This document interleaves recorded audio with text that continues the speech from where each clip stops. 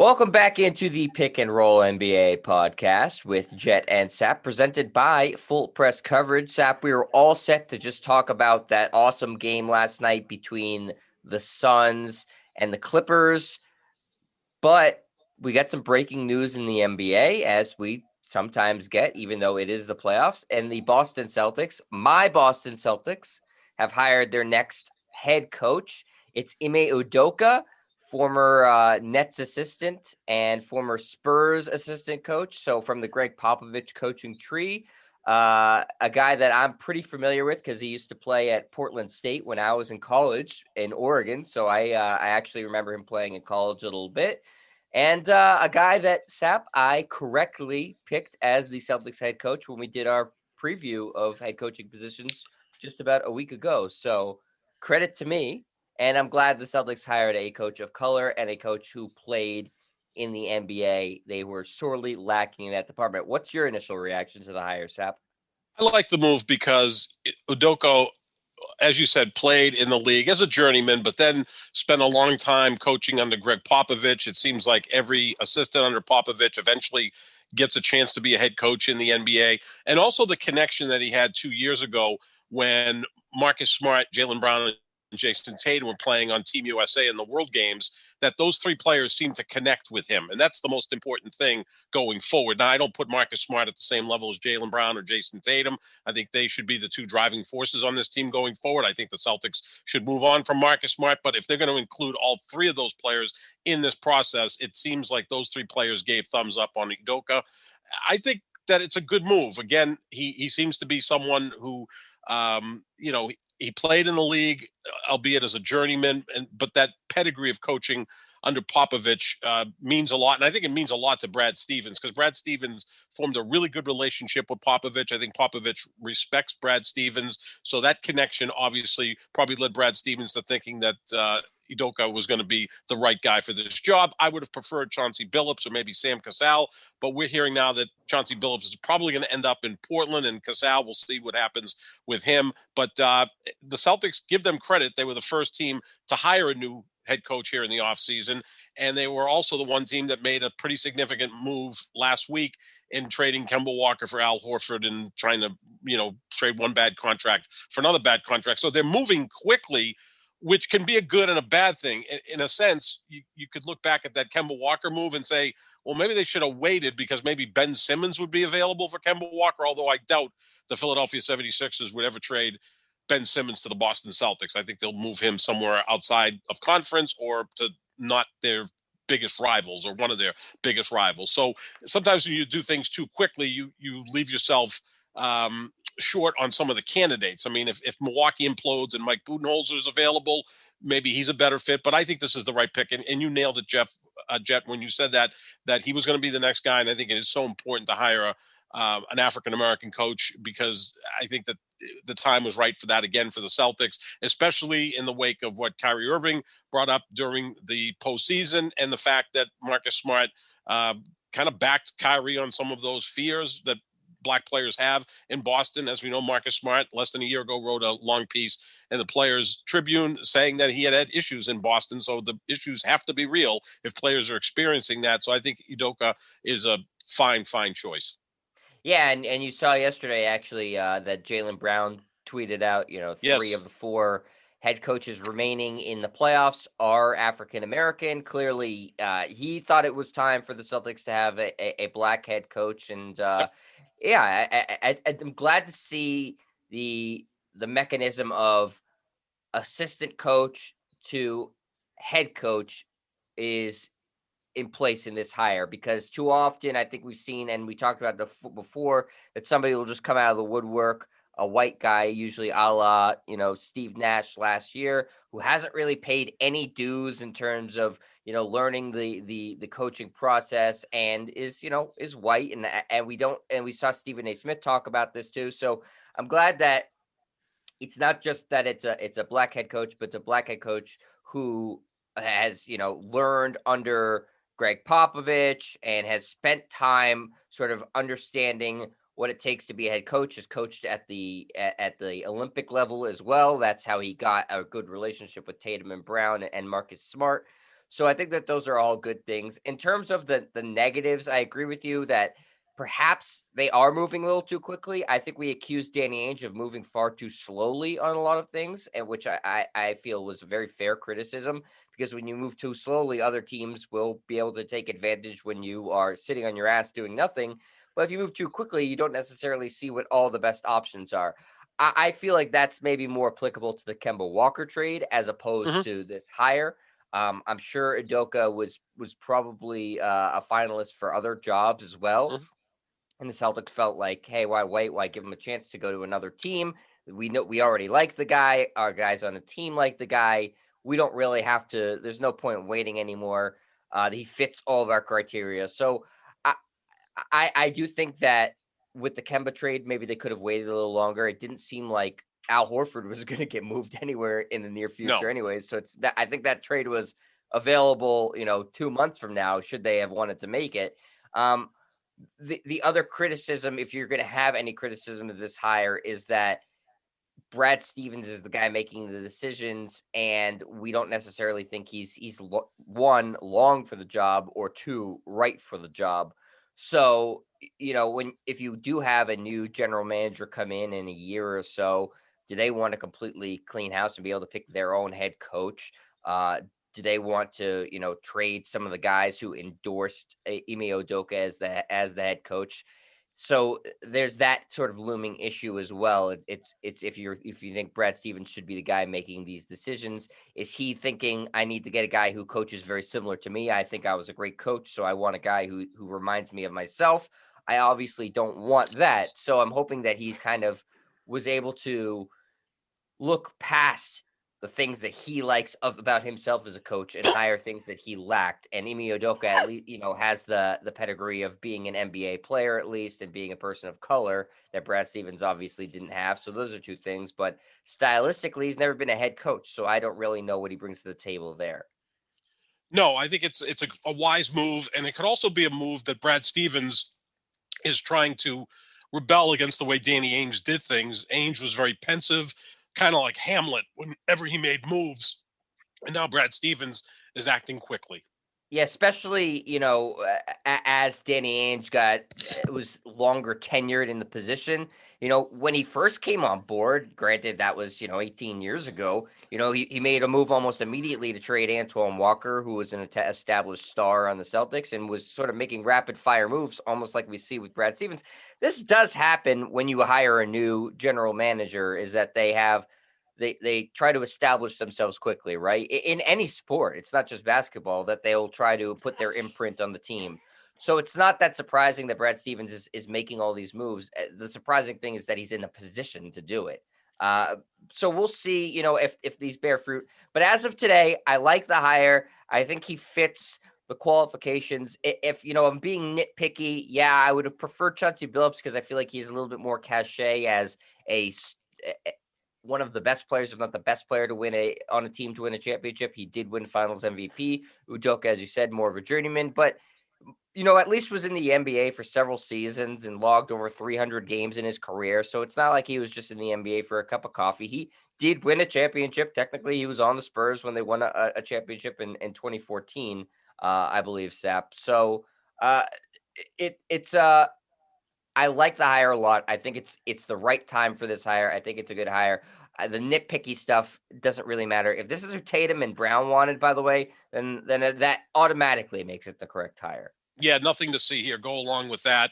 And they need positive publicity at this point. I think the Kemba for Al Horford trade was a positive in a sense that you are giving you some cap flexibility down the road. You're bringing in a big man, which they clearly need, someone who's a professional who appears to want to play here, where Kemba Walker wanted out. And now you've got your coach in place. So here we are. We're still in the conference finals, and the Celtics are making the moves in the offseason.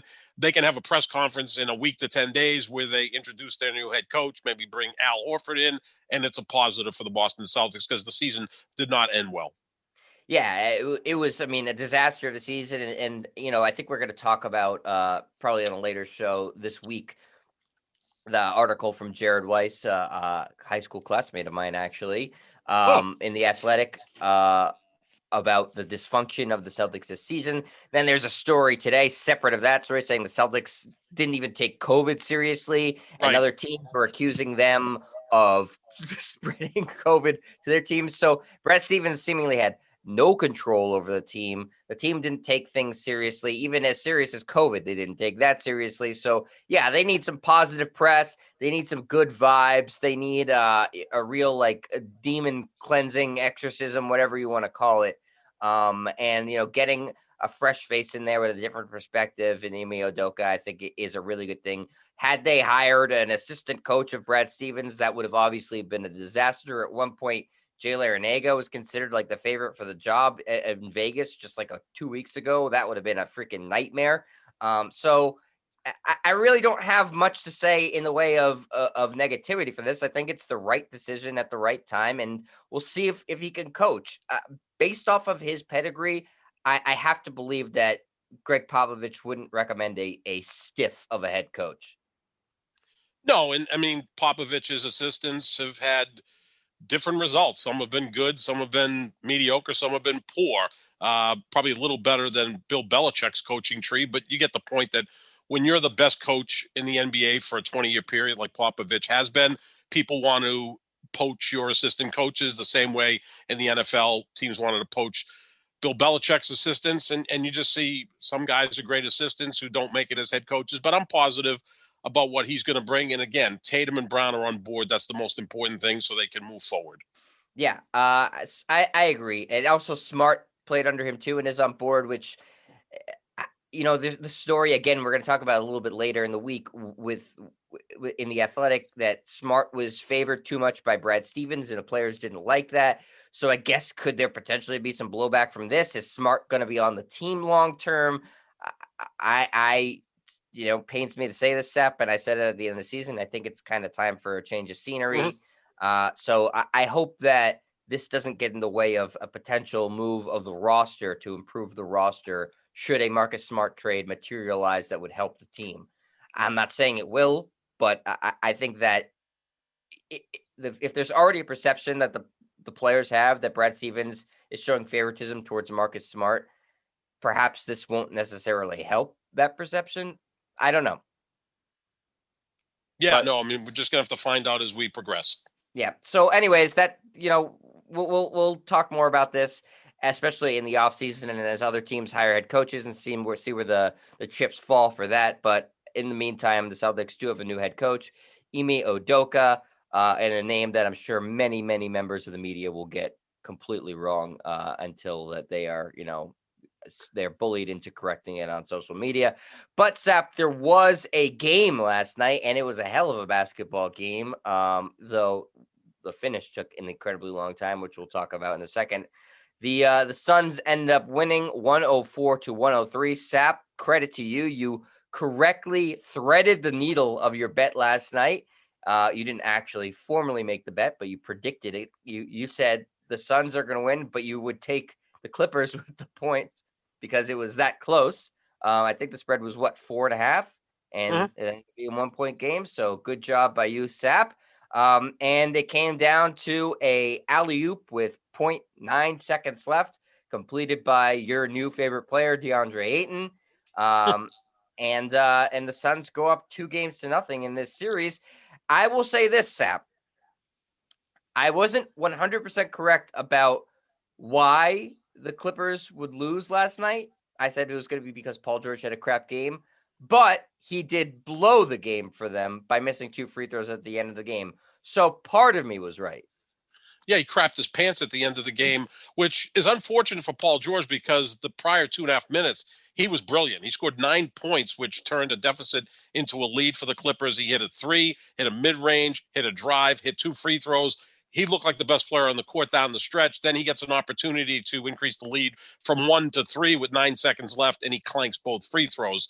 And then that led to another review of another play, which took forever. Jet, the last 90 seconds of play in that game took 33 minutes in real time. I mean, if you base that over a whole game, the game would take 12 hours to play, that we'd be watching basketball. A normal game would take 12 to 16 hours to play if it was at that typical pace. baseball game. Felt like a baseball game at some point. There were actually more reviews in the final 90 seconds than field goals made. There were 5 reviews in the final 90 seconds, only 4 field goals made over the final 90 seconds. And again, there's certain plays that I just don't think you should go back and review. There was one early in the game where Devin Booker was driving to the basket. They didn't blow a whistle or anything. They just stopped play and started reviewing it and called an offensive foul on Devin Booker. There was no call on the floor. The play where Devin Booker's along the sideline and Patrick Beverly clearly knocks it out of bounds. But if you look on replay, it may have caught Devin Booker's pinky finger last, which is going to happen in that situation. That's just kind of the way the world works. I mean, it's not as if Devin Booker is going to let Patrick Beverly touch the ball and then pull his hand back like he's putting it on a stove. Players don't move that quickly. And again, slow motion is great, but that's not how the game is played. I thought that was a poor call. I know a lot of the Clippers fans are saying that Mikal Bridges' 3-point attempt, which went out of bounds, may have been deflected out of bounds by DeAndre Ayton, and that would have given the Clippers ball to the ball. Skip with Bayless 9/10 is of a second. apoplectic about that. Which I don't know where he's seeing any replay, because we didn't see any other angle. He's just saying, well, DeAndre Ayton's 7 foot and the Clippers player is 6'4", so in theory it must have gone off at Ayton. No, which he's is ridiculous. sounding like Donald He Trump saw saying like stop the steal, and he's planning rally. Is that? or he's got a view of it that none of us had. So okay, so now 9/10 of a second left. The Suns have one last chance, and it was a beautifully diagrammed play. But Phoenix didn't have any timeouts, but they were able to diagram a play because it was under review. Prior to that, they may have to change that rule, Jed. If there's a review going on and a team doesn't have any timeouts left, you may have to have the players away from the bench, bring the trainer, the equipment staff out to give them water or whatever the case may be, but they can't have contact with the coach. That isn't fair. And again, I'm rooting for Phoenix. So, I mean, that worked out fine for me, but it's really not fair that you have no timeouts left, but because of the review, you can now diagram a play, which was a sweet play. Jay Crowder to DeAndre Ayton, set up by a beautiful back screen by Devin Booker. Just an exquisite play. DeMarcus Cousins, who was guarding the inbounds pass, did not have a really good angle on it, which allowed Crowder to make a pass that, look, Aaron Rodgers and Tom Brady would have been proud of, because Ayton just went up and dunked the ball. And most people were screaming, oh, goaltending. Well, you can't have goaltending on a pass from out of bounds because it's a pass. It's not a shot. But they still had 0.7 of a second left. And that took 10 minutes to figure out who was on the court at the time of that basket, because you can't change anybody on the court because it's a review. It was a made basket. It was a made basket. Treat it exactly as it is. It was a made basket. But why both teams were trying to pull a fast one for they were trying to put Cousins had to stay on the floor because he was on the floor. You had to keep Zubac on the floor because he was on the floor. Why didn't they just go to, like I did, go to ESPN.com, because coming out of timeouts, they will let you know who's on the court for each team, and just do it that way. Instead, they had to go through the video like it was the Zapruder film and say, aha, that's Zubac. No, they're like, let's go back 5 minutes, watch the last 5 minutes, figure out who's on the court. Yeah. No, I mean, it was just interminable. It was a 3-hour game. It was a wonderful game. The team I'm rooting for won. It was nice. And you saw players step up at the big moment. You had the classic, hero GOAT thing where Paul George is the GOAT, missing 2 free throws. DeAndre Ayton, I thought, was sensational last night. Crowder, who didn't score any field goals, but made a really nice pass. And Devin Booker continues to show that he's a tough kid. He's playing with a broken nose, which, Patrick Beverly kind of headbutted him. I don't think it was a dirty play, but Patrick Beverly has a tendency of injuring guys on the court because of the way he plays. And Booker still hung in there with a broken nose and then set a beautiful back pick, which led to DeAndre Ayton's, winning basket. So it was a fun game. And look, the ESPN crew was sensational last night. Mike Breen, Mark Jackson, Jeff Van Gundy, they were right on top of everything, as they usually are. That's a great broadcast team. It was a fun product, except that the final 90 seconds took 33 minutes. Yeah, it was a very fun game. And like you said, there was a lot of exciting moments down the stretch, a lot of narratives, the Paul George thing, DeAndre Ayton obviously coming into his own as a star-level player in the NBA. So plenty of storylines. Skip Bayless making things up. But as you said, it's not good for the product for it to be taking that long. Listen, I don't think people ended up tuning out because it was such a No. tight game to end the stretch. And but I just think a lot of people were complaining. Even Rob Gronkowski, for some reason, got in on the mix and on Twitter saying, this is bad for the sport. How the NBA shouldn't allow this. But my question to you, Sap, and to everybody is, okay, well, how do we fix this now? I've come up with my solution for replay saying, you have 45 seconds. If you can't figure it out, the call on the court stands, which I maintain is probably the best solution.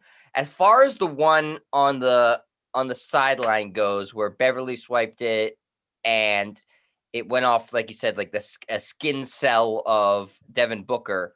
I hate that.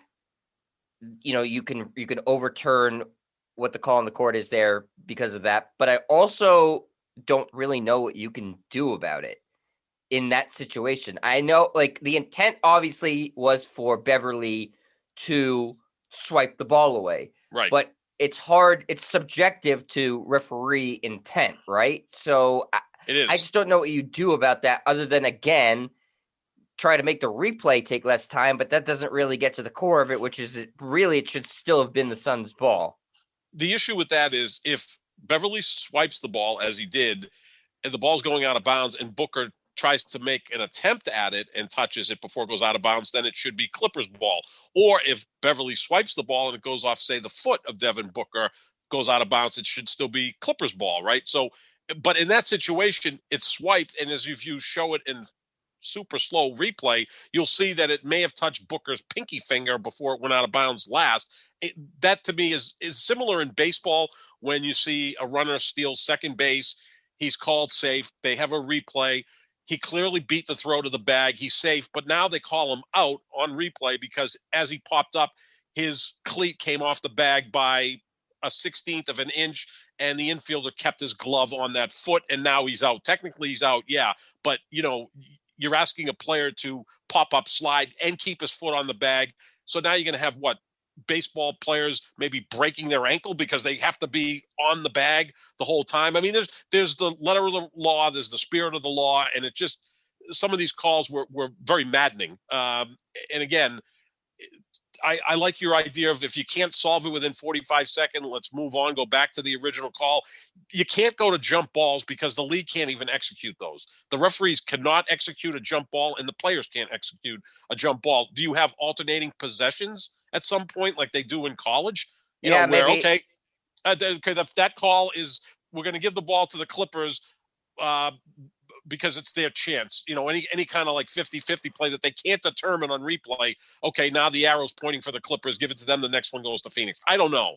And again, in basketball, you couldn't do this for 48 minutes because, like I said, the game would take 12 to 16 hours because there's similar plays that happen in the second quarter that no one pays attention to. Well, I mean, now what you have, Sap, is literally every out-of-bounds play, all the players are sticking their hands up in the air, twiddling their fingers saying, review it. So, once somebody's calling for it, they're going to do it because they have the mechanism and they don't want to look, the referees don't want to look, foolish. But, yeah, I think some of the stuff is just, it's too hard. I hate that rule, as I said, where they're saying, okay, well, technically it went off, his pinky finger, but I don't know how you can legislate it out because it ultimately becomes subjective. I think the best you can do is try to limit the amount of time replays take. And I don't know why no sport has yet to experiment with that, with saying, okay, we have a shot clock on how long the replays take.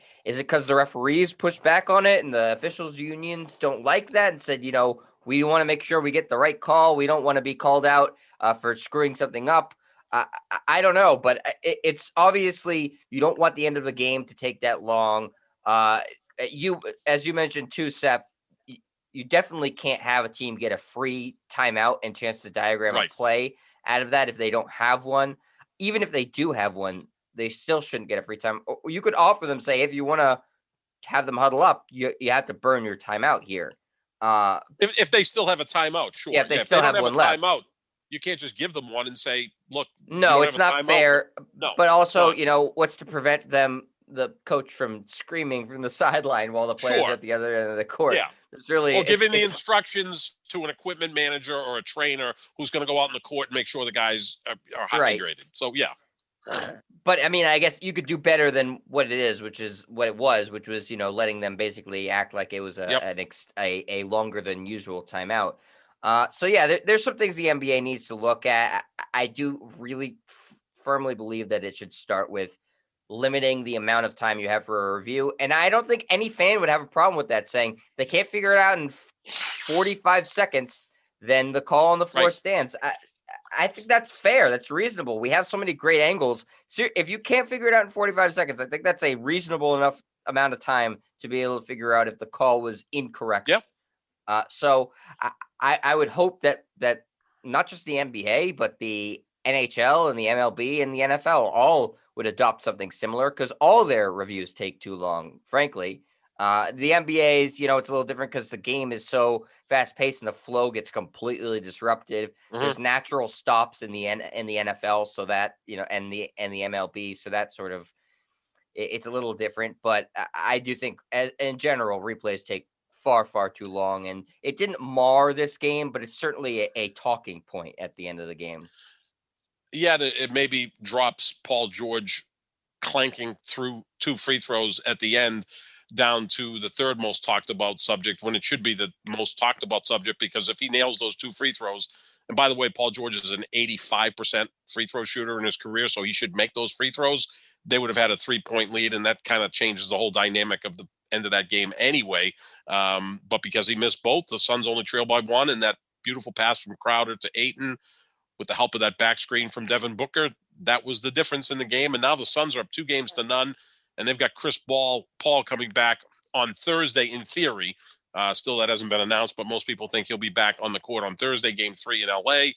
Meanwhile, Kawhi Leonard, I doubt we're going to see in this series, or even if the Clippers somehow come back from a 2-0 deficit for the third straight time, even if they make it to the finals, I don't think you're going to see Kawhi Leonard. Yeah, and I'm glad you mentioned DeAndre Ayton, Sap, because you wanted to talk about him, who was obviously he was the story of the game, probably the best player on the court last night. Yeah, he was. Considering Paul George again clanked those 2 free throws. Ayton put up 24 points, 14 rebounds. He's been fantastic on the boards all postseason long. He's had a really, really good postseason. I mean, Devin Booker, Chris Paul are obviously the most talked about guys on that team, but Ayton as the third guy has been terrific. You, Sap, shocked me with a text message last night that I didn't respond to because I wanted to talk about it on the show today instead. Said, long term, you take DeAndre Ayton over Joel Embiid. Explain yourself, Sap. Well, first of all, there's a 4-year age difference, right? Embiid's 27 and Ayton is about to turn 23. So there's 4 years difference in age. Ayton has really no injury concerns. Embiid has a ton of injury concerns. I worry about Embiid's conditioning. I don't worry about that for DeAndre Ayton. We saw last night, he got up off the ground over everybody to dunk that basketball to win the game for Phoenix. I mean, I would think Joel Embiid probably wouldn't have the energy to pull that off at the end of the game, or he may be looking to nail a 3-pointer. I don't like the way Joel Embiid acted after the Game 7 loss to the Atlanta Hawks, throwing Ben Simmons under the bus. That's not what you do as a leader of a team. I also don't like the fact that in that series against Atlanta, in 7 games in the 7 fourth quarters of that series, he was 14 of 56 from the floor. That's 25%. With a dozen turnovers. You can extrapolate that's really 12 of 68, which is not efficient at all. It's a disaster. I mean, Ben Simmons was at that level. So you had 2 guys who essentially sucked in the fourth quarter in every one of those games. Now we hear Embiid, I want to play guard. He seems to be a lot to handle. Look, as someone who follows the league and loves the league, he's wildly entertaining. His ceiling is higher than DeAndre Ayton's, but I think going forward, you can count on DeAndre Ayton being a guy who's going to play 70, 75 games a year, give you 18 to 20 points, 10, 11 rebounds, and fit in with a squad. Like, I think he's taken the leadership of Chris Paul to heart, as has Devin Booker. So I think going forward, based on the fact that Ayton is 4 years younger, healthier, seems to be more focused and embraces, being a center more than Joel Embiid does, I think going forward, I would take DeAndre Ayton. I don't think his ceiling's as high as Embiid, but I could see Embiid in 3 years having another catastrophic injury, gaining weight, and doing something else. Whereas I think DeAndre Ayton is a basketball player that's focused on doing that. Yeah, I liked Ayton a lot coming out of the draft, and obviously, I think this was a perfect situation for him in that he grew up in Phoenix. He went to Mm-hmm. college at Arizona, and he got drafted by the Suns. So, I mean, Yeah. he's very familiar with the team and the organization, and so a very comfortable landing spot for him. And I also like that it shows that the center position is not going extinct. You can Mm-hmm. be effective as a center if you play within the team construct, and he, to his credit, Sap, has taken a far lesser role this Mm-hmm. year than he did in the past 2 seasons. He's averaging this year the lowest amount of field goal attempts in his career and the lowest amount of points per game in his career. The rebounds are basically identical, but he's taking a step back because Chris Paul's on the team, and he realized, Right. hey, this is better for the team. I don't need to try to do as much. But when Chris Paul is out in this series, he's stepped up and has the ability to do it. So I think he's certainly proved that he's a really good teammate. Now, again, he's, to me, the difference is, and why I'm going to disagree with you, is he's never been the best player on this team. Even No. since he's been there, Devin Booker's been the best player on the team, and now he's the third best player on the team with Chris Paul there as well. And so Joel Embiid has shown that he can be, the best player on a team, no problem. What, that loses in the second round of the playoffs? Oh, okay, yeah, but he's still the best player on the team, and they did get So's to the playoffs. So's Jason Tatum. Well, Jason Tatum's been to the conference finals 3 times. Right, and I think we're going to see DeAndre Ayton playing in the finals. And my only point with, I think if you look at the two players, I'm trusting DeAndre Ayton going forward more than Joel Embiid. If we have this conversation in 3 years, would you be shocked if Joel Embiid's 340 pounds and playing half the season and doing other things? Look, I love the guy. The personality is through the roof. He's fantastic. But, when he's talking about, now I want to be a guard. Like, no, you're 7'1", 280. You're a center. You should be the most dominant guy in the league, and at times he is. But his conditioning is still an issue, Jet, and we saw that in the fourth quarter of every game in that Atlantic series. He just I agree. His conditioning is definitely an issue, and the injuries are a concern too. But I as talented as I think DeAndre Ayton is, and I think he's quite talented, Joel Embiid, I still feel like is miles away from him in terms of talent. So I'll take the guy with that extreme level of talent, who shows no leadership ability, though, in terms of throwing his own player under the bus. And we know that he and Ben Simmons don't like each other. I'm sure Ben Simmons would throw him under the bus if he had the opportunity. Yeah, that's why I'm curious to see what happens with Philadelphia, because, if they get somebody who fits Embiid's game better, maybe we'll see a different Joel Embiid and a different Philadelphia 76ers. Again, and I've said this, and I'm not a big Ben Simmons guy, except for defensively. I think he's probably the most frustrating player in the league to play with, because you see all the talent and you see that he's in some ways regressed. So, part of me can't blame Joel Embiid, who seems like he is a very competitive guy, and having this complete blob of non-competitiveness as his, running mate. So I don't give him a full pass, but the ceiling of him continues to just be so high, and DeAndre Ayton's a really good player, a nice player. I think he'll make the All-Star game a couple of times. Joel Embiid was a couple of healthy games away from being the MVP of the league this year. I'm not disputing who's more talented. I am saying that Joel Embiid is going into his 8th year next year, and every year it seems to be the same thing. He doesn't have much in the tank at the end of the season. His conditioning is an issue, lack of leadership, maybe lack of focus at times. I mean, in the final game against Atlanta, he fell in love with playing out in the perimeter. He's a big man with great low post moves, get down there and dominate. I just think, too, that Phoenix is constructed like an old school team. And I think that's why a lot of people have embraced them, myself included. They have a point guard in Chris Paul, an old school point guard, right? There's no question that he is the floor general on that team. You've got Devin Booker, who is a classic 2 guard. You've got DeAndre Ayton, who's a classic center. And then you've got your wings with Bridges and Crowder. And even someone like Campaign, who was sensational last night. He may have been the best player on Phoenix with 29 points and 9 assists, comes in and runs the team the way Chris Paul would have run it. Maybe not as efficiently, but still at a very high level. They're kind of constructed like an old school team, whereas now you see positionless basketball, centers taking threes, these types of things. And look, I embrace all of that because I think the league right now has got more talent in it than it's ever had. I just looked at Embiid, how he finished up against Atlanta, and he alone should have been able to win that series, and he sucked in the fourth quarter of those 7 games against the Atlanta Hawks, and I got to hold that against him. Yeah, I mean, I agree with you that they certainly should have beaten Atlanta, and as the best player on the team, obviously the onus ultimately falls on you, and we can blame Ben Simmons all we want, which I think is fair, but there still deserves to be blame on Joel Embiid. Yep. Certainly, I just look at it, if Joel Embiid had Devin Booker and Chris Paul, I would say Devin Booker or Chris Paul on the team instead of Ben Simmons. Sure. They'd very likely be in the conversation for the finals right now instead of sitting home. So DeAndre Ayton is in a position to have these accolades heaped on him because they've put him in a great spot for him where he's, the third guy on this team and he doesn't have as much pressure and he can play more within himself. I think part of Joel Embiid's problem is he has such a huge scoring burden put on him that he's trying to do all these things that he doesn't have to or shouldn't do because of the deficiencies of Ben Simmons' game. And prior to this season, which I think Philadelphia is pretty well constructed, they were constructed really poorly. Mm-hmm. And the thing too about Joel Embiid, he's like the quarterback that has like endless ability, can throw every pass, can do everything necessary to be a dominant quarterback.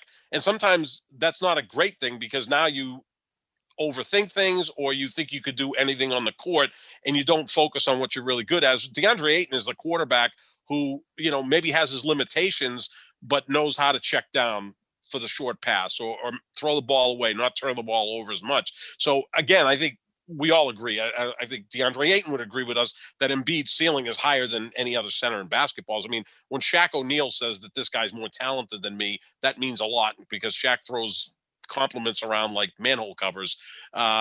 So there's no question about that. But I have to question some of the makeup and the focus or lack thereof focus with Joel Embiid, whereas this kid, and again, you're 100% right. He's gotten to play with Chris Paul, who I think is a sensational leader, great point guard, and Devin Booker, who again I'm developing a man crush on him, is someone who has the DNA of a winner. I mean, you look at Devin Booker and Ben Simmons, you see two totally different dudes, right? I mean, the kid was playing with a broken nose last night. He had an off night shooting, yet he was still playing tough defense, setting picks when necessary. He did that a lot throughout the game, not just on the game-winning basket. I don't know if Ben Simmons has that in him, and it's kind of interesting because they both have dated Kendall Jenner. Maybe Kendall Jenner flipped from the guy who was not a great teammate and not willing to step up to a guy who was clearly the man in Devin Booker.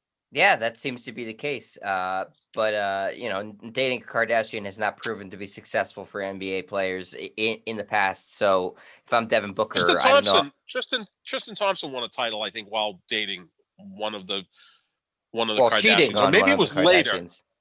Yes, that's right. Yeah, Tristan Thompson seems to be very sexually active. I mean, that's good for him. Except he was part of the issue with that. The guy was out for like a month with COVID. Right. I mean, yeah. I wonder how he got that. Yeah, I don't have any sources on it, but I could guess.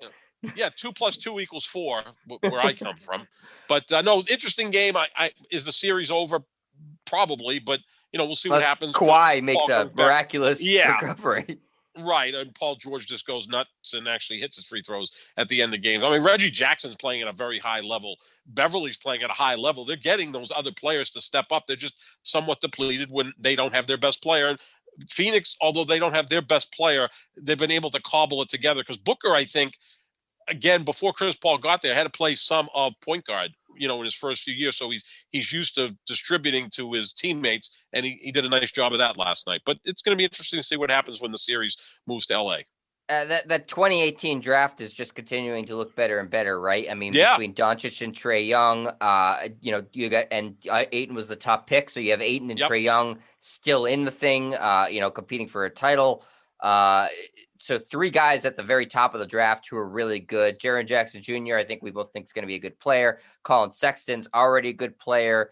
Bridges on Phoenix is a guy who, again, is in this. Shai Gilgeous-Alexander, Michael Porter Jr., some really good players out of this draft. I think it's going to be a very highly regarded draft, if we look, 10 years in the future and say, wow, A lot of talent in that draft. I think I may have lost you, Sap. Sap, do I still have you there? Yeah, I'm here. Can you hear me? Okay, you're here. Yeah, I got you. I got you. So, Okay. anyway, Okay. we'll move on from that Phoenix game because before that was the actual NBA draft lottery with all these suck teams who aren't competing anymore, and the Detroit Pistons ended up coming out on top.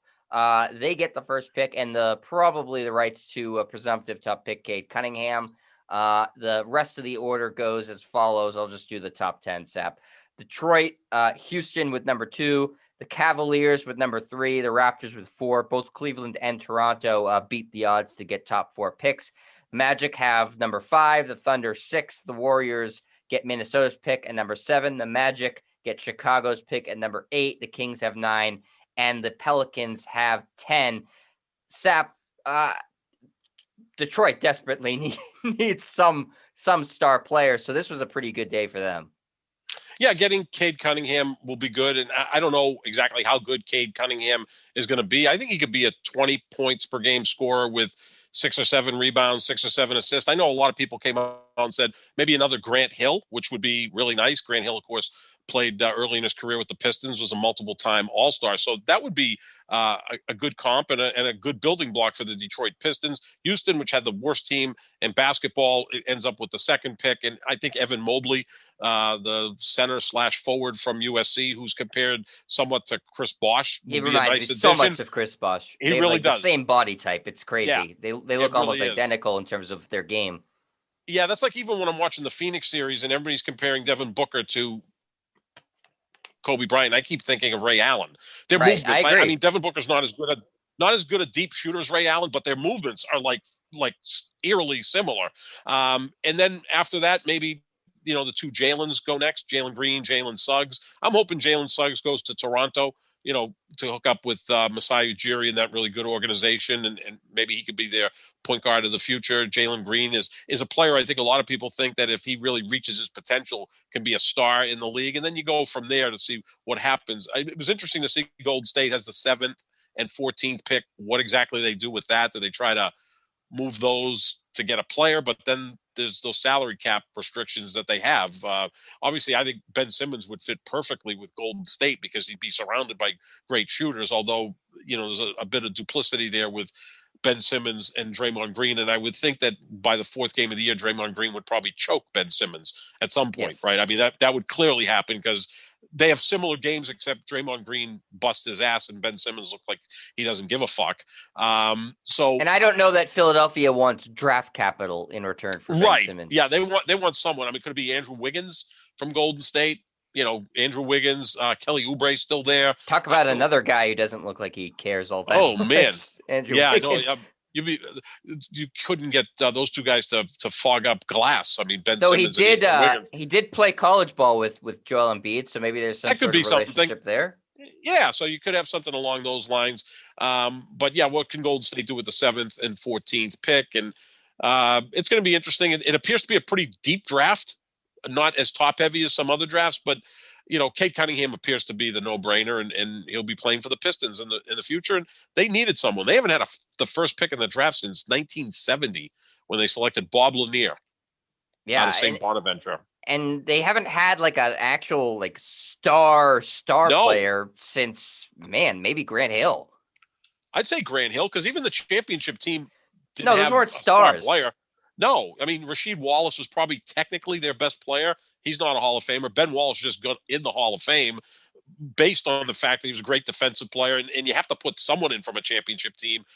Billups, outstanding player we both like a lot, but they didn't have any star players. They haven't had someone that you could look at and say, the Pistons are coming to town tonight. Let's go to TD Garden to watch them play because I want to see their best player. It's been a long time. I think you're right, Jet.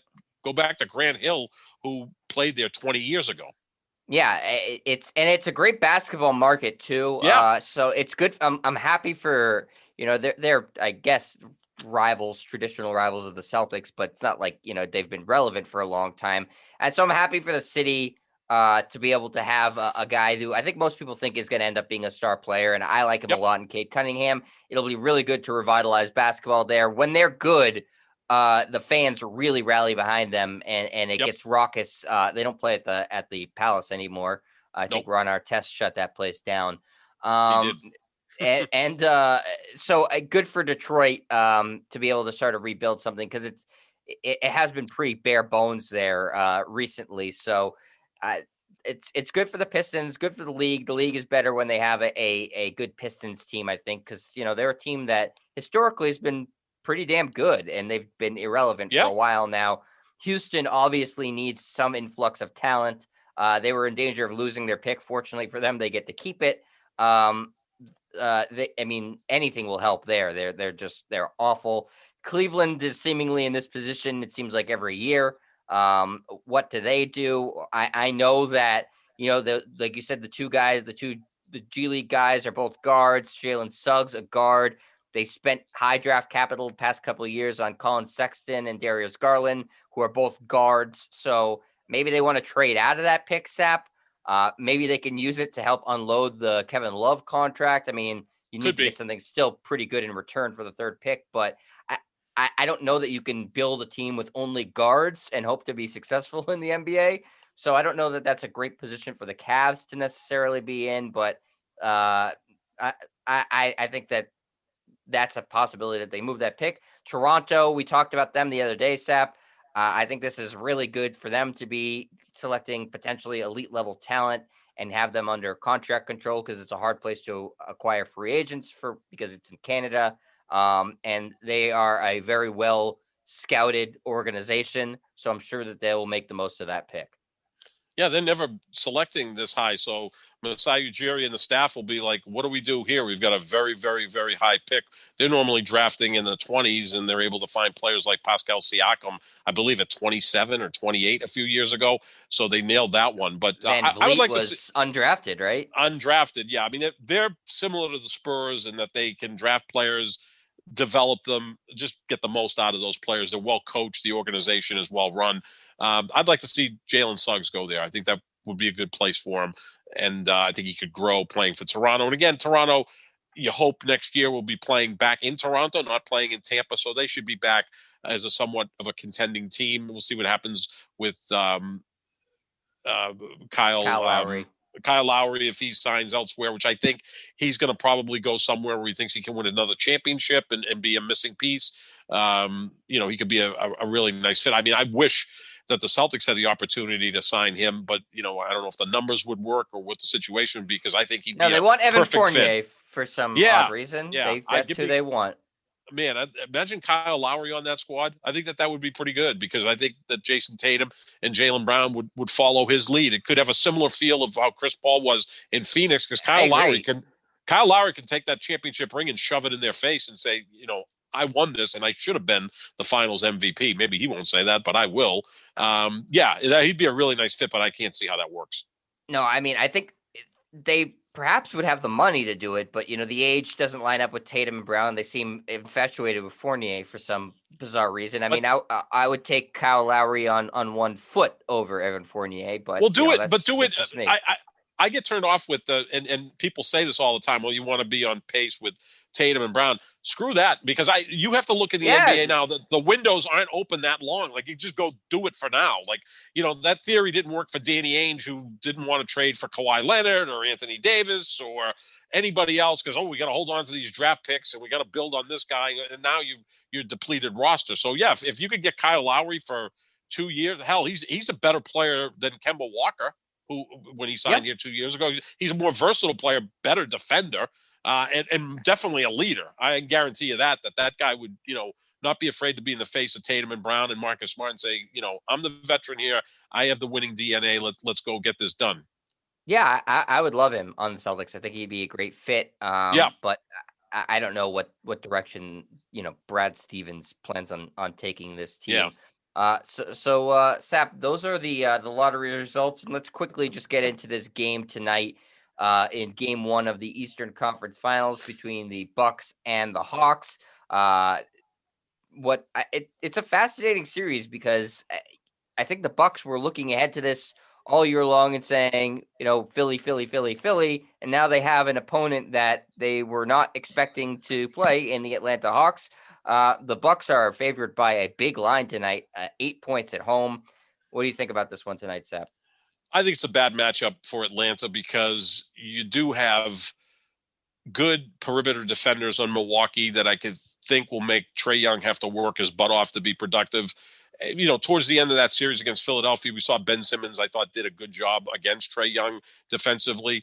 Drew Holiday is an outstanding defender, not as big as Ben Simmons, but still pretty darn good. I think he can match up and cause some problems for Trae Young. I don't see how Atlanta contains Giannis. Clint Capella's, he's a decent rim protector, rebounder, athletic guy, but Giannis should be able to score at will on him. John Collins may get some of the duties to try to combat Giannis. And Chris Middleton, I think, is going to be playing with a lot of confidence because he was a big reason why Milwaukee was able to win that series over the Brooklyn Nets. I think it sets up well for Milwaukee to win the series, although I respect the hell out of Atlanta. I see it going 6 games. The first game's always that feeling out process. The line seems a bit high, 8.5 points, which leads me to believe that Milwaukee's going to blow them out. I mean, Milwaukee's had an extra day rest than Atlanta. Both teams should be well rested coming into this, even though they needed to go 7 games to get to this point. But the way the schedule worked out is the Eastern Conference Final doesn't start on a Wednesday while we've already played 2 games in the West. So I think both teams will be ready to go, but I give the edge to Milwaukee in the series, and I think they'll take care of business tonight, probably by 12 to 15 points. Yeah, I'll take Milwaukee as well tonight. I agree with you that the spread does seem high. And I kind of feel like if Atlanta was to take a game in Milwaukee in this series, this would be the game. As you said, game one's usually a filling out process. I just feel like Milwaukee got such a big monkey off of their back in beating Brooklyn and winning that game 7 in overtime. And that they can kind of play a little bit looser because I do feel like at times they were playing tight against Brooklyn. I will say that Atlanta, if they have a chance of winning this series or this game, they have to hit their threes at a very high rate, which they're capable of doing. They have Trae Young, who we both think is one of the best shooters in the league, if not the second best shooter in the league. Obviously, Steph Curry keeps that mantle forever, basically. And I think they have to try to run the hell out of the Bucks. And the Bucks are a good running team, but they're older. And so the young legs of Atlanta, you hope can maybe try to outrun the Bucks and make it difficult for them, use their athleticism. They're more athletic than Milwaukee. So that's how I see Atlanta competing in this series. If they hit their threes and really maintain an effort to run the hell out of the ball. As great of shape as we see that Giannis is in, and he's in phenomenal shape, we did see him huffing and puffing at the end of that game, game 7. So because he has to do so much and he has to work hard for his baskets because he's driving full speed to the rim. So I feel like if you can run him and make him work a lot defensively, you can maybe make him a little tired at the end of the game. But Atlanta has to play pretty perfect of a series in order to beat Milwaukee. And I'll take Milwaukee with the 8 points tonight, thinking that they'll play a lot looser and they're at home. Atlanta might be a little overwhelmed, but I do think Atlanta can possibly win this series. I just think that they're heavy underdogs. Yeah, I mean, I say 6 games, and I would normally say 5, but I'll say 6 because I think Atlanta is so competitive, so well coached, so tuned in right now that they're not going to give up. I mean, they could be down 3 games to 1 and go back into Milwaukee and steal game 5 and then maybe lose it at home in game 6. So that's a real possibility.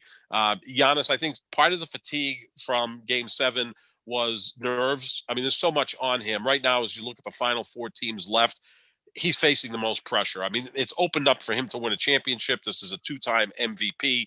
It's there for him. I mean, obviously Chris Paul as well, because he's really at the end of his career if he's got that opportunity to win a championship. Atlanta's playing with house money. If they get bounced in this series in 4 or 5 games, no one's going to say anything. They're going to say, what an incredible turnaround for Atlanta. Nate McMillan deserved coach of the year, and let's get him an extension and get all these really good young players. Their future will look bright. The pressure's on Milwaukee to win because now it's opened up without Philadelphia or now Brooklyn not involved because of the Bucks beating them. it's open for Milwaukee. I mean, this is and Milwaukee's and championship Lakers to being win. bounced in the first round, Sap, and no Kawhi Yeah, Leonard for the Clippers. I mean, it right. has opened up Yeah, very well for the Bucks, just as it's opened up very well for the Suns. We talked about this yeah, yesterday. These are the two yeah. teams that have caught the most breaks so far. Absolutely. And I keep thinking back that if the Lakers had been healthy, they probably would have gone on and won another championship, because I think if Anthony Davis doesn't get hurt in the first round, they beat Phoenix. They would have handled Denver. I think they would have handled the Clippers and probably beat whoever represented the East, because I don't know if Giannis would be ready to go mano a mano against LeBron in a big series and beat him. Maybe he would. So a lot of teams right now are looking and saying, damn, we had a real opportunity to maybe win the title. I'm sure the Clippers are looking at that right now and saying, geez, it's so unfortunate that Kawhi hurt his knee on what looked like a pretty meaningless play. It wasn't as if, he blew out his knee, laid on the ground. It seemed like he tweaked it, went to the bench, actually played a little bit more. And the Clippers are probably saying, man, if Kawhi was healthy, we'd be the favorite, which I think they would be. But yeah, and I keep going back, Sap, to because this is how my brain works, to the Celtics, and that they were on yeah, the trajectory to last year and this year. These were the finals they were supposed to be in and winning. yep, Had they followed the trajectory that people were expecting out of them and had some sort of decent roster construction. And so I think if you're a Celtics fan, you look at it and go, look at these rosters that are remaining. We had a better yep. roster than this 2 years ago. We we Oh, yeah. we should be in this mix. Instead, they were bounced in 5 games in the first round. So it's opened up so well, and teams have taken advantage of it. And the Bucks were able to get that last piece in Drew Holiday to take advantage of something opening up.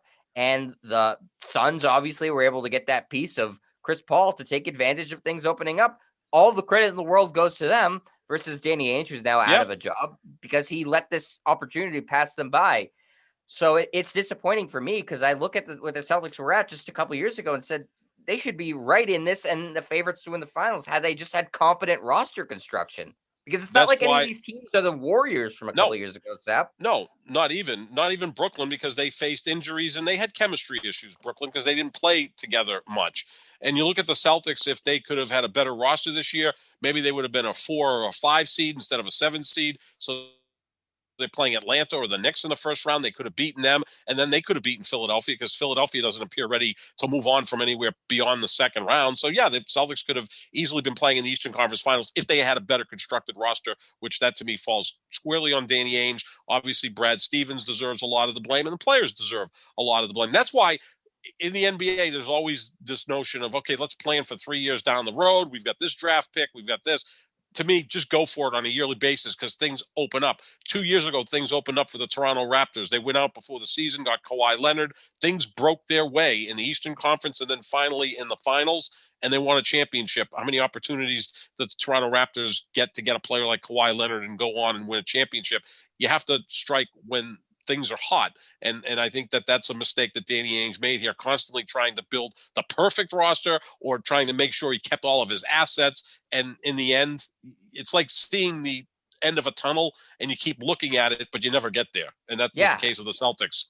No, I completely agree, Sap. So I'm sitting here today, very frustrated that they're not in a position to be capturing their 18th championship because it wouldn't have been that difficult for them to just make a little minor tweaks to be in this position right now. Uh, and yet they're so far removed from this position. So it is frustrating. But we do have game one of the Eastern Conference Finals tonight. You have the Bucks in 6 games. Mm-hmm. I am going to say the Bucks in 5 games. I have a hard time seeing Atlanta win this series again. I don't think it's impossible, but they'd have to play just unbelievably outstanding basketball to be able to beat Milwaukee. So I'll say 5. And we both have the Bucks winning with and we're taking the 8 points as well. So that's going to do it for us today, Sap, here on the Pick and Roll NBA podcast with Jet and Sap. We are presented by Full Press Coverage, and you can find more information about the show and other awesome basketball factoids and polls on both of our Twitter accounts at JohnSapp25, at Jet Stryer. The podcast is found wherever podcasts are. And if you haven't been watching the video version of this, it's youtube.com/JetStryer. So check that out. Leave a comment, like it. We appreciate that. We will talk to you tomorrow. We'll recap this game that happens tonight. We'll preview the next game in the Western Conference, and we'll talk about if any more coaches get hired, as the Celtics have opened the floodgates for that to happen with their new head coaching hire of Ime Udoka. We will be back tomorrow, everybody. See ya.